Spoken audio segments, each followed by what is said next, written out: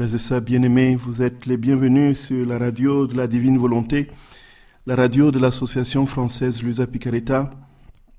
Nous vous souhaitons la bienvenue en ce soir, où nous allons continuer notre méditation sur les prérogatives et les grâces qui ont été déposées dans la très sainte main, les biens divins, les trésors ineffables, venus de son don total, de l'acceptation totale de son projet sur lui. La dernière fois, frères et sœurs bien-aimés, nous parlions de ces grâces inouïes que le Créateur avait déposées en elle, le don de la divine fécondité que nous allons développer aujourd'hui et qui a été la suite justement de cette grâce, de l'acte continuel de laquelle elle participait. Cet acte continuel de Dieu qui est cette capacité, comme nous l'avons dit la dernière fois, que Dieu a de créer toujours de manière infinie, puisque toutes ses prérogatives sont infinies, étant donné que tout ce qui sort de lui ne peut qu'être infini. Nous bénissons le Seigneur de cette grâce qu'il a donnée à la très sainte mère, faisant d'elle la coopératrice de la création par son Fils, par qui tout a été créé. Et comme nous l'avons dit, tout ce qui est en Dieu, en fait, sa substance étant infinie, tout ce qui est en lui ne peut qu'être infini. Toutes les prérogatives, tous les dons, tous les attributs, la vertu de sagesse, d'intelligence, de puissance, de force, de sainteté, ne peuvent qu'être infinis. Et tous les autres attributs que nous pouvons multiplier à l'infini ne peuvent qu'être infinis, puisque Dieu est infini dans sa substance. Et alors Marie a participé à l'acte continuel de Dieu, en participant à cette infinité de ses prérogatives. Et c'est pour cela qu'il y a ici quelque chose à comprendre. Dieu veut que nous ayons, nous aussi, cette grâce de participation à sa vie pleine. Et si Marie l'a eu, cette grâce, c'est tout simplement parce qu'elle a été dotée de la grâce, de la fécondité, justement, de Dieu. La fécondité, la semence de la fécondité divine. Voilà, comme le Seigneur le dit. Et cette semence de la fécondité divine est le moteur de la participation à l'acte continuel de Dieu. Frères et sœurs bien-aimés, soyez les bienvenus. Que Dieu vous bénisse infiniment et puis à tout de suite. Comme nous avons l'habitude de faire, frères et sœurs bien-aimés, commencer ce petit temps de méditation sur les différents thèmes des livres du ciel. Et comme c'est le mois de rosaire, pour ceux qui prennent le train en marche, nous avons commencé par la Vierge Marie. Et nous allons certainement aller plus loin que le mois d'octobre pour parler de la Vierge Marie, tellement le sujet est immensement vaste. Et le livre du ciel contient des passages, des perles inouïes qui serait dommage justement de mettre de côté si on veut vraiment comprendre quel est le dessein de Dieu sur notre très sainte mère. Frères et sœurs bien-aimés, la dernière fois nous parlions justement de cette grâce que le Seigneur avait donnée à Marie d'être la reine de la création. Et nous avons expliqué à partir de l'Écriture comment est-ce qu'elle était véritablement reine dans la participation de la royauté de son Fils. Et comment est-ce que Jésus explique à Luisa Picaretta la grâce qu'elle a eue d'avoir l'acte continuel de Dieu. Cet acte continuel de Dieu qui la faisait participer à l'acte unique de Dieu, qui faisait qu'elle était justement non seulement reine de la création, mais elle continuait à créer avec Dieu. C'est-à-dire qu'elle était dans la perspective, dans la logique de la perpétuelle et interminable recréation de l'univers. C'est-à-dire qu'elle n'est pas simplement reine de la création, mais elle participe avec le Créateur qui est infini. Elle participe de son œuvre de création perpétuelle, puisque tous les attributs de Dieu sont tout aussi infinis que sa substance. C'est-à-dire Dieu est infini par essence, et puisqu'il est infini, tout ce qui jaillit de lui est infini. C'est pourquoi le don, sa parole est infinie, sa sainteté est infinie, son intelligence est infinie, tout simplement parce qu'il est infini, ainsi de suite. On peut multiplier tous les attributs, toutes les vertus que l'on peut retrouver, n'est-ce pas, en Dieu, de manière infinie. Donc voilà la caractéristique justement de notre Seigneur, frères et sœurs bien-aimés, de notre Dieu créateur. Et Marie a participé à cet acte continuelle de Dieu, tout simplement parce qu'elle a été gratifiée justement de la participation à, non pas la substance de Dieu, puisqu'elle n'est pas Dieu, elle a participé à la volonté de Dieu. Dieu lui a donné sa volonté simplement parce qu'elle a abandonné la sienne. Et elle explique de manière très claire. Et voilà que si elle est reine de la création, ce n'est pas du fait de son immaculée conception. Nous parlerons de son immaculée conception plus tard.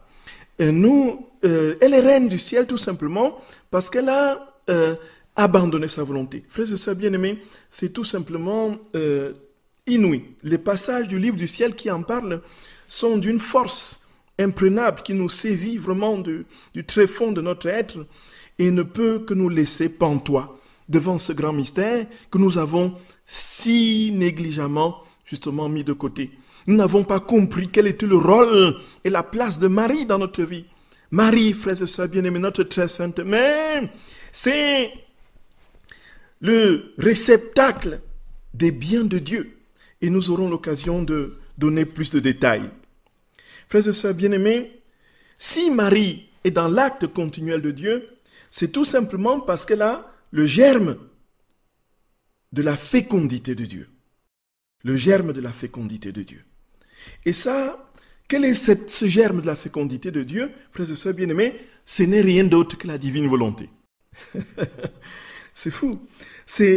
Le Seigneur le dit très clairement au tome 23, du 27 novembre 1927. Et le germe de la divine fécondité, frères et sœurs bien-aimés, c'est en fait la volonté de Dieu qui prend possession de l'âme humaine et qui lui donne en même temps les attributs de Dieu. C'est ça. Et donc, comme dans ces attributs, il y a le fait de pouvoir créer de manière continuelle, nous pouvons donc nous aussi, comme Marie, entrer par participation dans cette vie divine et dans sa volonté, continuer les créations que Dieu opère, puisque là où sera Dieu, là nous serons. Voici ce que Jésus dit donc au tome 23 du 27 novembre 1927. C'est la suite de ce que nous avons commencé hier, la dernière fois. Ma fille, celle qui se laisse dominer par ma volonté reçoit de ce fait la vertu de fécondité divine. C'est-à-dire que nous, voilà, frères et sœurs bien-aimés, voici le secret. Celui qui se laisse dominer par la volonté de Dieu, par la divine volonté, reçoit la vertu de fécondité divine. Et avec cette fécondité, cette âme peut générer dans les autres ce qu'elle possède. C'est-à-dire que nous pouvons nous multiplier. Nous pouvons multiplier ce que nous avons reçu du fait que nous avons le germe de la fécondité divine qui se répand, qui s'étend, qui s'étale, qui se disperse justement dans les autres. Tout simplement parce que nous ne pouvons pas faire autrement que de nous donner. Allez, il y a une vérité en Dieu, frères et sœurs bien-aimés, c'est qu'il ne peut rien faire d'autre que de se donner. Il se donne sans se perdre. Il se donne continuellement, de manière infinie. Il est dans le mouvement incessant de donation de lui-même à l'humanité. Et donc, si nous sommes dans ce germe de la divine fécondité, comme Marie l'a reçu, alors nous pouvons nous aussi toujours donner, toujours donner. Alors, c'est pourquoi dans la divine volonté, on ne pense plus à soi, en fait. On ne peut plus penser à soi-même. Donc, un des critères pour savoir, avec d'autres bien sûr, qu'on n'est pas dans la divine volonté, c'est quand on est rivé sur soi, comme disait quelqu'un, on pique du nez sur son nombril, on est continuellement en train de ressasser, quelle est ma vie, quelle sera ma vie, qu'est-ce que je vais devenir, qu'est-ce que ceci, ainsi de suite. C'est la preuve que nous n'avons pas encore le germe de la divine fécondité. Puisque la divine fécondité, c'est une sortie continuelle de soi-même. Donc, avec cette divine fécondité, je continue.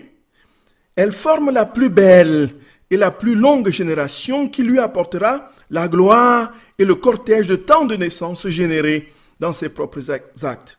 Cette âme verra sortir d'elle la génération des enfants de la lumière, du bonheur et de la sainteté divine. C'est-à-dire que lorsque nous avons ce germe de la fécondité divine qu'a eu la très sainte Vierge Marie, nous voyons sortir de nous, frères et sœurs bien-aimés, même si nous n'avons pas conscience des vies divines. Nous voyons sortir de nous des lumières. Nous voyons sortir de nous le bonheur, la sainteté divine. Oh, comme elle est belle, sainte et pure, la fécondité du germe de ma divine volonté. Elle est lumière et génère de la lumière. Elle est sainte et génère de la sainteté. Elle est forte et génère de la force. Voyez? Donc, en fait, il jaillissent de nous les vertus divines, la force, la sainteté, la lumière. Donc, tout ce qui est en Dieu, contenu en Dieu, nous est donné en partage et nous le laissons jaillir et sortir de nous. Donc, elle possède, dit Jésus, tous les biens et génère la paix, la joie et le bonheur. Si tu savais le bien que t'apportera à toi et après cela aux autres, le germe fécond de cette volonté si sainte, qui sait quand et comment générer à chaque instant les biens qu'elle possède. Voyez, frères et sœurs bien-aimés. Et Jésus continue en disant, c'est de cette manière, écoutons comment il appelle sa maman, c'est de cette manière que son Altesse, la reine souveraine, put générer seule et sans l'aide d'un autre le Verbe éternel, parce qu'en ne donnant pas vie à sa volonté humaine, elle n'a donné vie qu'à la divine volonté. Elle acquit ainsi la plénitude du germe de la divine fécondité et puis générer celui que le ciel et la terre ne peuvent contenir. Voyez, frères et sœurs bien-aimés, nous voyons ça, frères et sœurs d'amour. Jésus dit que ici, Marie n'a eu besoin de personne pour générer le Créateur, pour générer son Fils. Tout simplement parce qu'elle possédait en elle le germe de la fécondité divine qui était la volonté divine et qui faisait que en elle, tout ce qui jaillissait ne pouvait qu'être Dieu et dont elle ne pouvait que sortir naturellement Dieu de sa personne. Oh, c'est incroyablement puissant, puissant, puissant. Quand on y fait attention, frères et sœurs bien-aimés, on ne peut que rendre grâce au Seigneur pour une si grande et tendre maman, une si grande et glorieuse mère. Merci maman, merci, merci maman. Et pardon pour notre si grande indifférence vis-à-vis de toi. Ouais. Alors, il dit Jésus, elle acquit ainsi la plénitude du germe de la divine fécondité et puis générer celui que le ciel et la terre ne peuvent contenir. Donc elle est même capable de générer Dieu, donc la vie de Dieu même, tout simplement parce qu'en elle, c'est Dieu qui vivait. Et elle put non seulement le générer en elle-même, dans son sein maternel, mais dans toutes les créatures. Comme elle est noble et longue, la génération des enfants de la Reine du ciel. Tous ont été générés dans ce divin fiat qui peut tout et contient tout. Voyez, comme elle est noble et longue, la génération des enfants de la Reine du ciel. Oui, frères et sœurs bien-aimés. Donc en fait, posséder la divine volonté, c'est se entrer dans les entrailles de Marie, en fait. C'est Marie qui a la plénitude de cette divine volonté, avec Jésus, bien sûr, des créatures sur terre. Donc, Louisa l'a reçu vers la fin de sa vie. Elle ne l'a pas eu au début, voyez. Donc, c'est vers la fin de sa vie, après le mariage mystique, et qu'elle a été gratifiée de ce cadeau, mais très tardivement. Mais ici, la Vierge, déjà dans sa naissance même, avait déjà été recouverte, comme elle le dit, dans les 30 jours du mois de mai, recouverte du germe de la divine volonté, qui recouvrait la semence humaine. Donc, elle était déjà emmitouflée dans cette divine volonté. Et donc, elle pouvait donc désormais générer non seulement le Créateur, mais ce qui est son Fils, bien sûr, mais aussi générer, comme on l'a dit la dernière fois, être la mère de tous les frères de son Fils, dont il est le premier-né, dont nous sommes. Alors, il dit, tous ont été générés dans ce divin fiat qui peut tout et contient tout. Ainsi, ma divine volonté élève la créature et la rend participante de la fécondité de la paternité céleste. De quelle puissance, que de sublimes mystères elle possède. Voyez, frères et sœurs bien-aimés, voyez ça. C'est incroyablement puissant. C'est incroyablement puissant. Frères et sœurs bien-aimés, et du fait qu'elle avait donc cette grâce de la divine fécondité, elle avait donc le pouvoir sur toute chose. Nous comprenons donc pourquoi est-ce qu'elle est reine de la création, tout simplement parce qu'elle avait ce germe de la divine fécondité qui lui faisait participer à l'acte continuel de création de Dieu. Et ce faisant, elle générait tous les enfants de son Fils qui viendraient dans la foi, agrandir la grande famille de tous ceux qui participeraient des fils de la filles de la divine volonté. Et de ce fait, elle avait le pouvoir sur toute chose, sur toute chose. Et nous avons dit la dernière fois, en parlant justement de ce qui s'est passé à Fatima, on a vu notre très sainte mère commander au soleil de prendre différentes positions. On voit aussi effectivement beaucoup de saints, quand ils ont une grande intimité et communion avec le Seigneur, ont un réel pouvoir sur la nature. Ainsi, n'est-ce pas, Saint Antoine de Padoue qui demande aux poissons de sortir pour écouter la parole de Dieu lorsque la population ne reçoit pas ce qu'il dit. Ainsi, Saint François d'Assise qui parle aux animaux. Ainsi de suite, ainsi de suite. On peut multiplier. Saint Séraphin de Sarov ou tous ces saints qui ont travaillé à être tout entier à Dieu ont eu une certaine ascendance sur la nature qui fait que on ne peut pas imaginer que Marie, elle qui possède en elle le germe de la divine fécondité, qui a la plénitude de la divine volonté, ne soit pas capable de commander à la nature. Donc tout lui a été donc soumise du fait de cette appartenance totale à son Dieu. Et alors, puisque Jésus dit très clairement, frères et sœurs bien-aimés, que tout, elle a reçu le pouvoir sur toute chose. C'est ce qu'il dit au tome 21 du 1er décembre 1927. Jésus dit, la reine souveraine avait tout reçu de ma volonté. La plénitude de grâce, la sainteté, la souveraineté sur toute chose. Nous entendons bien, frères et sœurs d'amour. La souveraineté sur toute chose. Et jusqu'à la fécondité de pouvoir donner vie à son fils. Elle lui avait tout donné et ne lui avait rien refusé. Voilà le secret de Marie. Elle n'avait rien refusé à son Dieu. Et de ce fait, Dieu lui avait tout donné. C'est ça, en fait, c'est ça. C'est cet échange entre notre volonté et celle de Dieu qui nous donne justement la vie de Dieu, qui nous procure cette vie de Dieu en plénitude. Si nous avons encore quelque chose que nous retenons pour nous, il est impossible d'acquérir la totalité des biens divins. Ce n'est pas possible. Ce n'est pas possible. C'est pourquoi, frères et sœurs, la vie dans la divine volonté, c'est une vie de détachement radical. C'est une vie de coupure, de césure, de dépouillement. On considère et on prend conscience qu'on n'est rien. Qu'on n'est rien. On n'est rien. Et parce qu'on n'est rien, et lorsque nous serons véritablement rien, Dieu pourra véritablement nous se saisir de nous. Et nous serons tout en lui. Voilà, c'est cet échange que Dieu attend de la créature, et rien d'autre. Et Marie a vécu cet échange de la manière la plus sublime qui soit, puisqu'elle n'a jamais dit non à son Créateur. Voyez. Et Jésus dit donc que elle lui avait tout donné, et ne lui avait rien refusé. Ainsi, lorsque, dit-il, ma volonté voulait que je parte avec une force héroïque, elle rendait à la divine volonté ce qu'elle avait reçu. Voyez. Donc, elle donnait sans compter, elle ne retenait rien pour elle. Les cieux étaient stupéfaits de voir sa force et son héroïsme. Ils savaient bien qu'elle m'aimait plus que sa propre vie. Voilà, aimer Jésus plus que sa propre vie. Oh, mon Seigneur, comme nous en sommes loin, Seigneur Jésus, comme nous en sommes loin, mon roi. Et comme nous utilisons même les choses saintes pour nous rechercher nous-mêmes. Oh, mon bon papa. Pardon.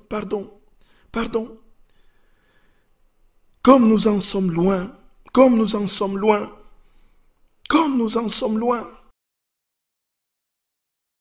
Et Jésus qui dit à Luisa, c'est ainsi que je voudrais voir la petite fille de ma divine volonté, forte, en paix et héroïque, qui rend son Jésus à ma volonté lorsqu'elle veut que tu en sois privé.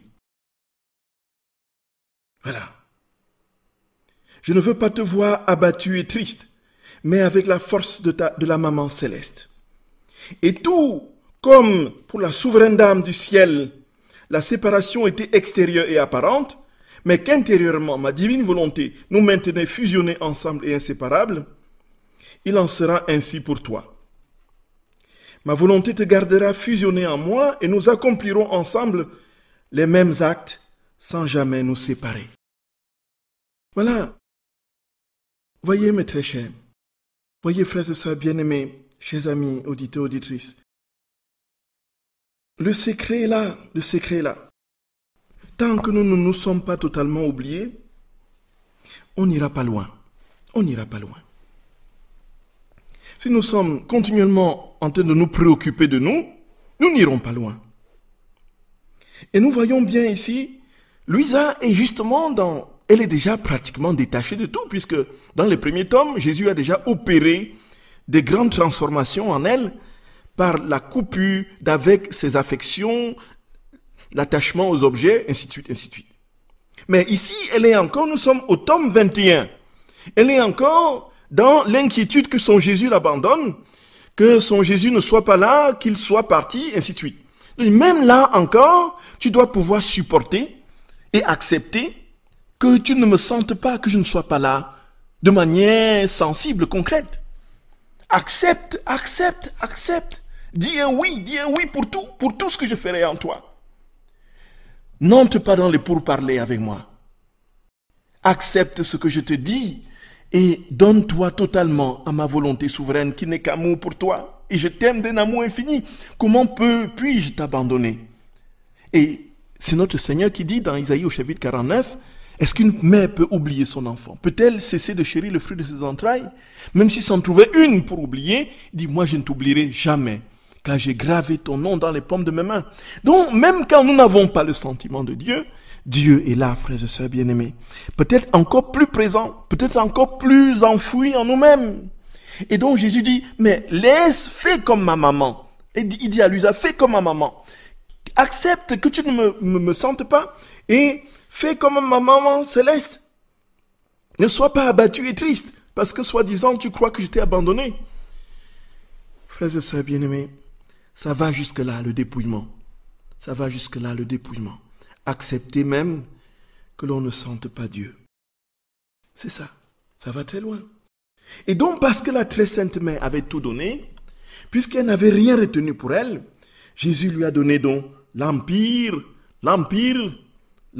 sur tous les êtres et tous les éléments créés, sur toute la création. Et c'est pour nous, frères et sœurs bien-aimés, l'occasion de rappeler que si nous avons ces enseignements, c'est bien parce que Jésus veut nous conduire, nous aussi, à la place de sa mère. En fait, ce qu'il nous dit par Luisa Piccarreta dans ses enseignements, c'est que, en fait, ce que j'ai fait pour ma mère, je veux le faire aussi pour toi. Voilà. C'est ça. Donc le cadeau de cette vie divine pleine, je veux le faire pour toi. Je veux te le donner. Voilà le sens de tout ce que Jésus dit. Rien d'autre.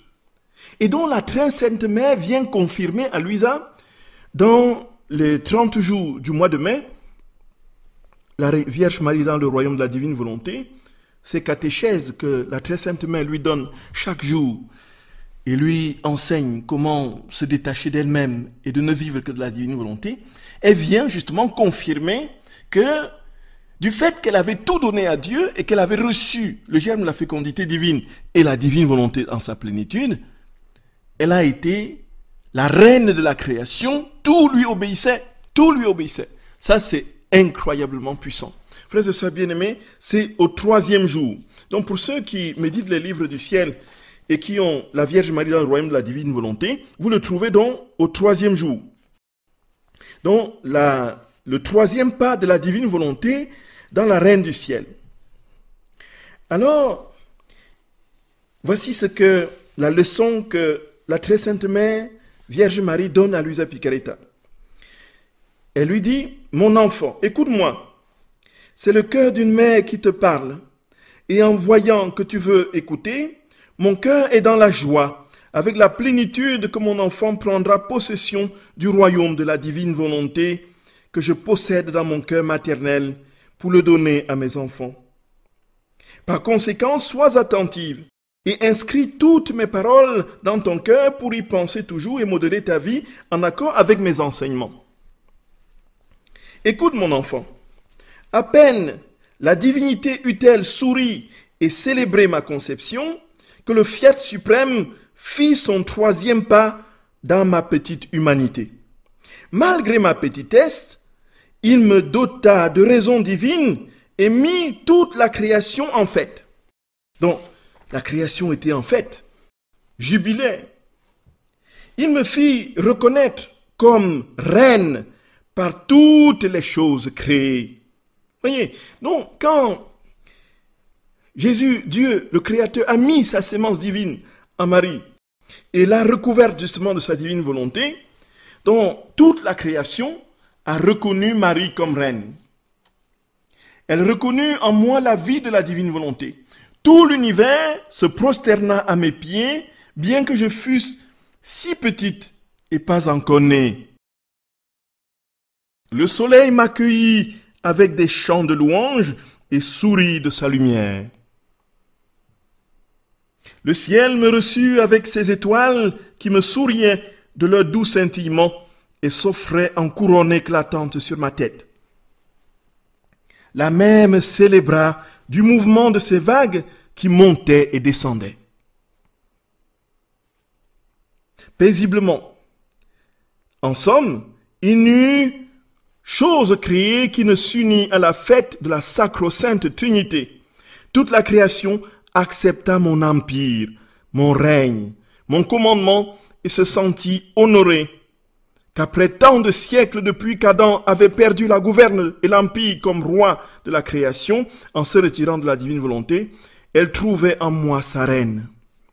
Et la création tout entière me proclama reine du ciel et de la terre. Voyez, frères et sœurs bien-aimés, voyez, Marie vient confirmer tout ce que Jésus a dit. Au fond, nous verrons tous Marie. Nous verrons tous notre très sainte mère. Frères et sœurs bien-aimés, c'est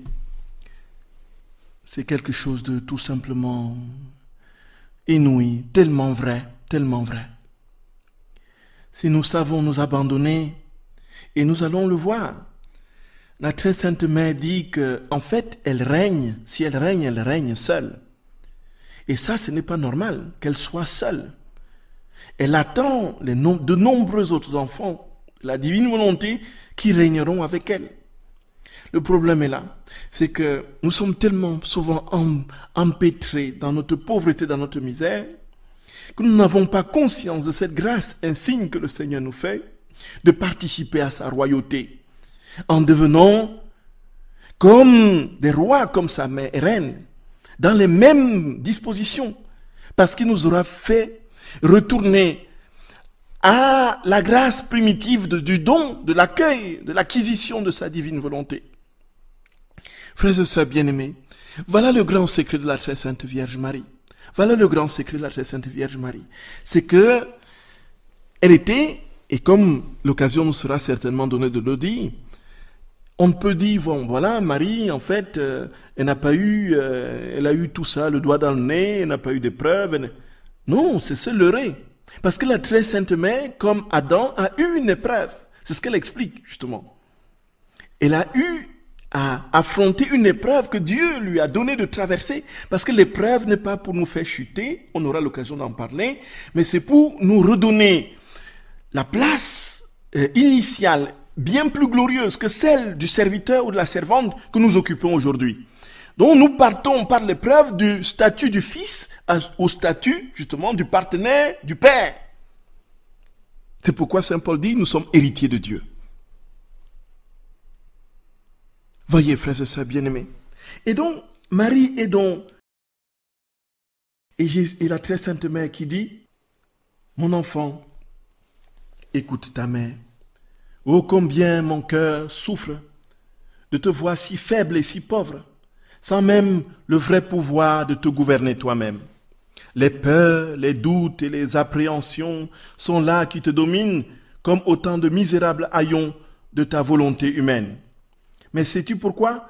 Parce qu'il n'y a pas en toi la vie intégrale de la divine volonté qui met en fuite tous les maux de la volonté humaine, te rend heureuse et te comble de tous les biens qu'elle possède. Voilà. Ah, si tu décides d'un ferme propos de ne plus donner vie à ta volonté, tu sentiras mourir en toi tous tes maux et revenir à la vie de tous les biens. et revenir à la vie de tous les biens. Alors, tout te sourira et la divine volonté fera en toi son troisième pas. Toute la création accueillera la nouvelle venue dans le royaume de la divine volonté. Voyez, frères et sœurs bien-aimés, voyez ça. Le mystère est grand. Le mystère est grand. Et elle conclut sur un ton suppliant. Aussi, mon enfant, dis-moi, m'écouteras-tu? Me donneras-tu ta parole que jamais, plus jamais, tu ne referas ta volonté? Sache que s'il en est ainsi, jamais je ne te quitterai. Je me tiendrai là en gardienne de ton âme. Je t'envelopperai de ma lumière pour que personne n'ose troubler mon enfant, et je te donnerai mon empire pour que tu puisses avoir autorité sur tous les maux de ta volonté. Voyez, frères et sœurs bien-aimés, voyez, c'est tout simplement inouï, tout simplement inouï. Frères et sœurs d'amour, que Jésus nous accorde sa paix. Je vous retrouve dans 2 secondes pour la suite, le temps d'une petite pause musicale.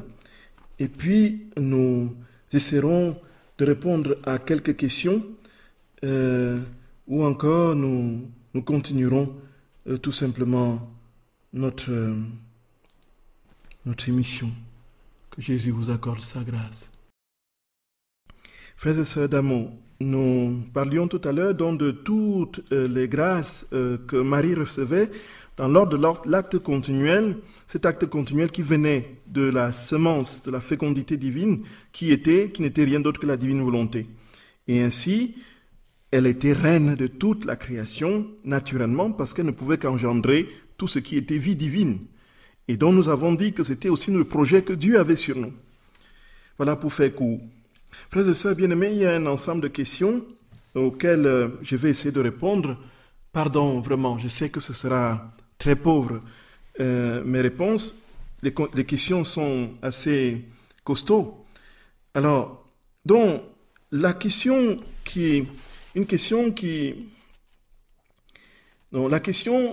d'Adam. Est-ce qu'Adam était de chair?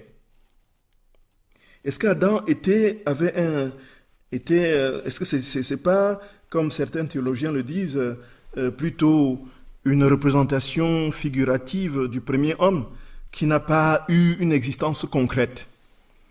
Frères et sœurs bien-aimés, ce n'est pas ce que la Bible nous dit. Et quand Jésus nous parle, il ne parle pas comme si Adam n'avait pas existé.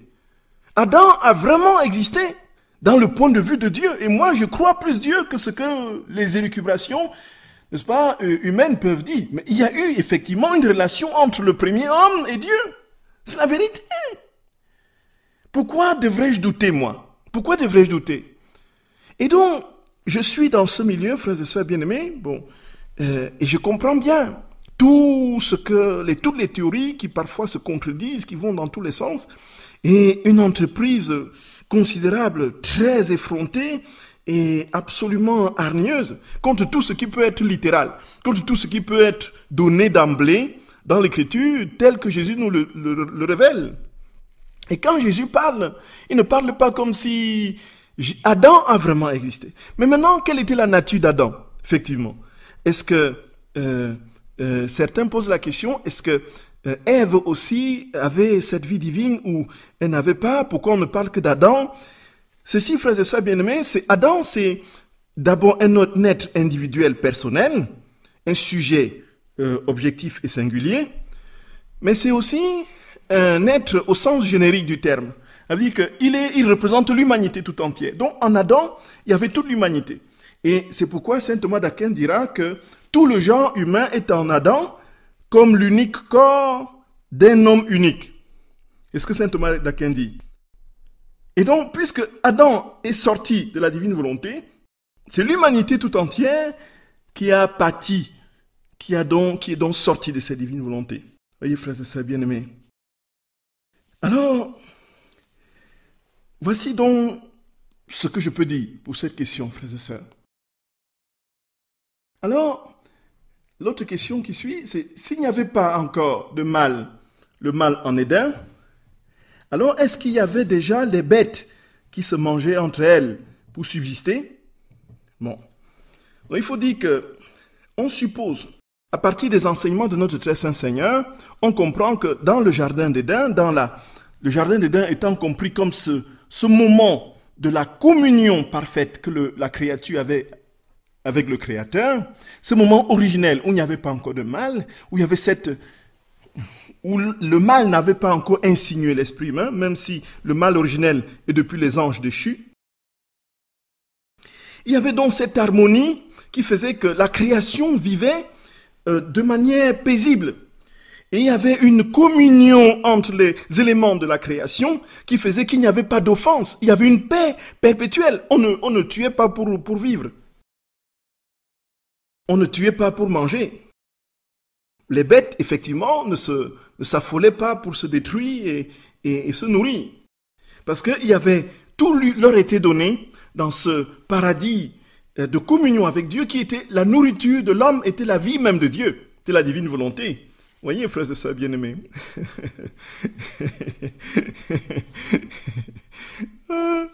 Voyez, de quoi Jésus dit? Jésus dit dans le livre du ciel, donc au moment de la divine volonté, en fait, celui qui est dans la divine volonté, à un moment donné même, il n'y aura même plus de maladie.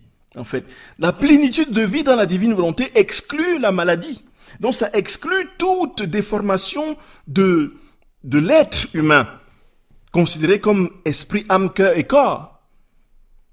Donc toute la dégénérescence dans laquelle l'humanité aujourd'hui a été introduite vient de ce qu'elle est sortie de la vie divine. Dans la vie divine, il n'y avait pas de souffrance, il n'y avait pas de maladie, il n'y avait pas il n'y avait même pas de famine quelque part, puisque la nourriture de l'homme était la vie de Dieu. Et on a une idée très précise de ce que pourrait être cette restauration universelle de la création dans la divine volonté.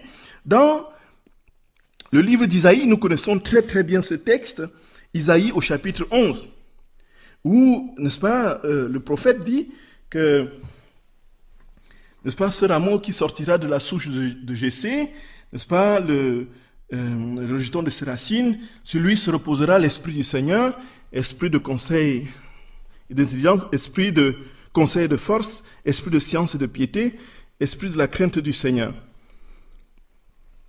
Alors, il va continuer dans les versets qui vont suivre en disant que lorsqu'il viendra donc, il y aura une paix universelle.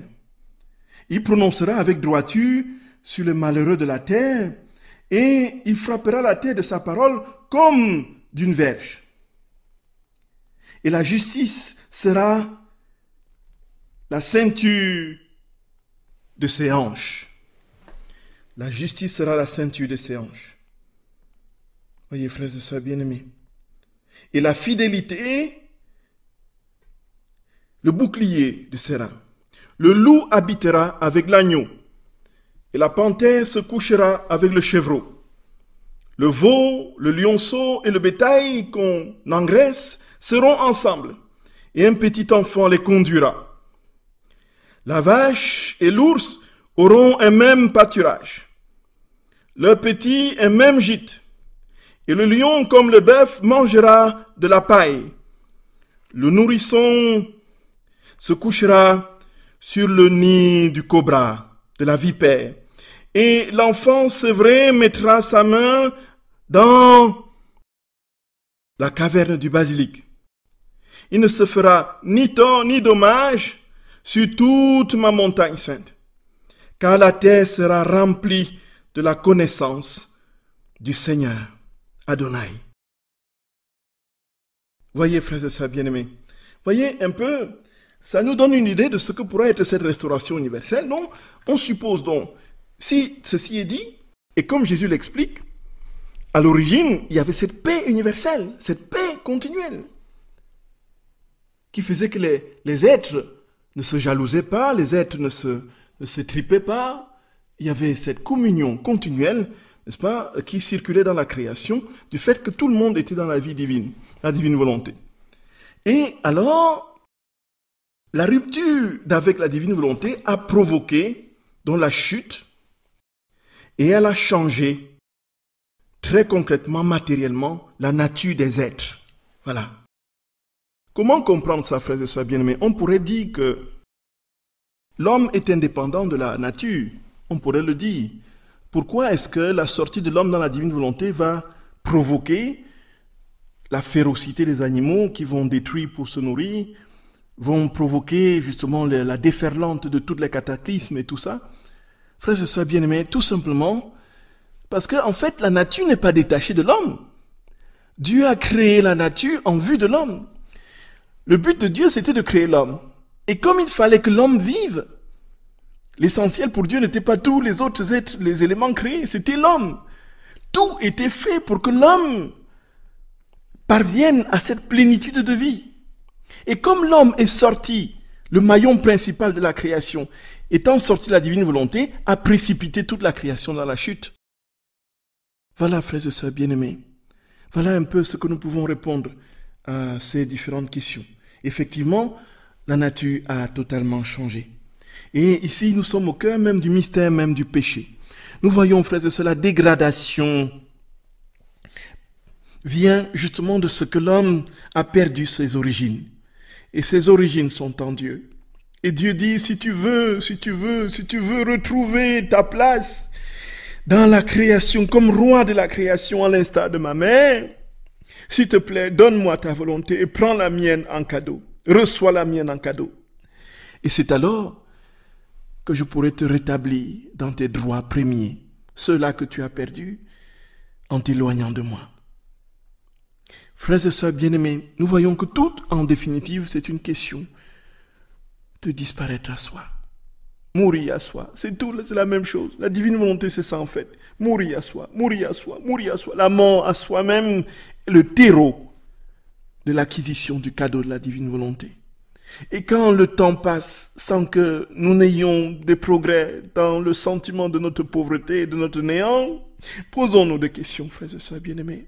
Si nous croyons d'office, et justement ces risques dramatiques de pouvoir instrumentaliser la divine volonté pour gonfler davantage son ego et épanouir son amour propre, voilà le grand risque. Tout simplement parce qu'on peut entrer dans une compréhension fallacieuse de l'opération divine en nous, qui, soi-disant, nous met au-dessus des autres créatures, et donc, du coup, immédiatement, on est Dieu dans un orgueil monumental qui écrase, qui méprise, qui piétine, qui utilise les autres, et qui ne respire qu'angoisse,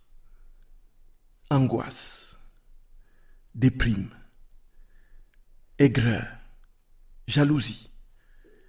Là n'est pas la divine volonté. Là n'est pas la divine volonté. Et c'est pourquoi, frères et sœurs bien-aimés, nous dirons qu'il faut absolument entrer dans la grâce sacramentelle de la réconciliation. C'est là, Jésus, dans ce sacrement, nous purifie au jour le jour, nous crée en nous ce terreau, dispose notre âme à être toujours plus simple et humble, dispose notre cœur à accueillir le grand don et le grand cadeau sur la cendre de notre ego. Voilà, frères et sœurs bien-aimés, voilà la divine volonté. Voilà la divine volonté. Et c'est cela le secret de Marie. Ce sera le secret de notre très sainte mère. Imitons-la, frères et sœurs d'amour. Imitons-la, imitons-la, imitons-la sans réserve. Imitons-la sans réserve. Et entrons dans cette plénitude de vie et de communion sans chercher autre chose que lui. Seigneur, nous te bénissons, nous te rendons grâce. Sois béni, maman, sois béni.